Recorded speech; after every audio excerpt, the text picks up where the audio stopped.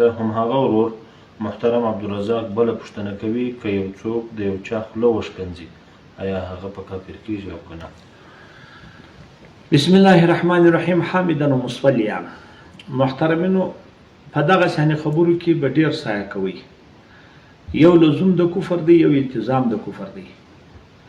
لزوم د کفر دغه ته وایي چې د سړي څه داسې کلمه وویل شي چې هغه دی په کافر کېږي، خو هغه داسې کلمه وي چې دی په دې نه خبر چې زه په کافر کېږم ځینې ووایي شي. دلته لزوم د کفر دی. دا داسې کارو څخه خو اجتناب لازم دی. ډېر علما دا په مکروه تحریمي یا په حرام ذکر کوي، خو کافر نه ورته وایي. او یو هغه ته وایي چې یو څوک سم دم په یو کار خبر وي، که زه دا وشکنځم یا خبره وکړم زه په کافر کېږم، بیا یې مشکنځي.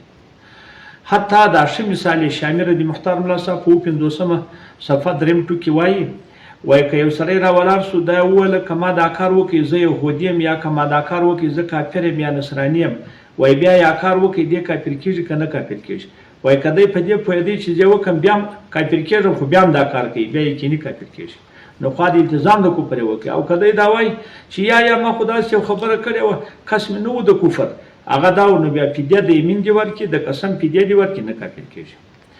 دغه خولې ته ښکنځل هم جهاتونه لري. بعضو علماو د کفر الفاظ ویلي دي، لیکن خو راجح کول دا دی چې هغه د ده څه پوښتنه وشي چې ته دا خولې ته ښکنځل کوې په دغه لحاظ نعوذ بالله منها العیاذ بالله، چې هغه نوم د الله په ویل کېږي، په هغه ذکر کېږي، په هغه قرآن ویل کېږي، په هغه الله ویل کېږي، په هغه لا اله الا الله ویل کېږي، اشهد ان لا اله الا الله په ویل کېږي. که په دغه لحاظ که باسي دي، په دې لحاظ تا یاد کړه چې د خراب خبره په وکړله او ناروا خبره په وکړه، په څه رقم باید د داسې پوښتنه وشي. خو د کفر فتوا باید پر چا ونه شي.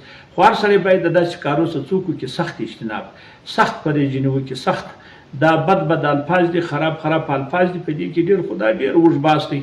په دې کې موږ هغه په 3 ټکي هغه موږ د مجموعه رسایل هغه بیخي ډېر دغه ځایونه لیکلي دي، بیخي ډېرې صفحې دي چې په دې کافر کېږي او په دې نه او په دې نه.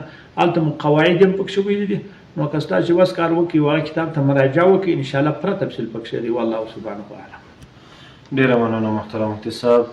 په دې هیله چې محترم عبدالرزاق ته به خپل د دوامي پوښتنې ځواب هم رسېدلی وي. راځو